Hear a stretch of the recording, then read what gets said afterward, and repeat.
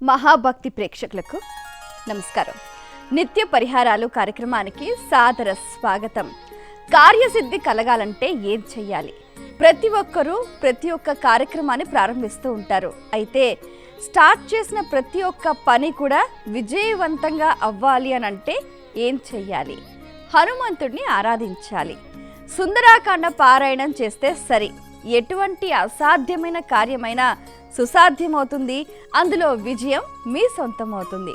అయితే చాలామందికి సందేహం కలగచ్చు, సుందరాకాండ ఎలా చదవాలండి, మరి అది మాకు సాధ్యమవుతుందా అని అనుకుంటూ ఉంటారు. సాధ్యమవుతే చదివే ప్రయత్నం చేయండి. రోజుకు కొన్ని అధ్యాయాలు లేదా శ్రవణం చేసే ప్రయత్నం చేయండి. ఇది అది రెండూ వీలవ్వట్లేదు అని అంటే ఇంకొక చిన్న పరిహారం కూడా మనకు అందుబాటులో ఉంది. 11 రోజులు 11 సార్లు హనుమాన్ చాలీసా పారాయణం చేసామనుకోండి, అసలు మీరు ఏదనుకుంటే అది ఇట్టే సిద్ధిస్తుంది. దానికి ఎంతోమంది ప్రత్యక్ష నిదర్శనంగా ఉన్నారు.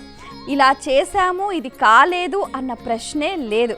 11 రోజులు 11 సార్లు హనుమాన్ చాలీసా చాలా సులువైన పరిహారం, చాలా మీకు శ్రేష్టమైన ఫలితాలను అందించే పరిహారం.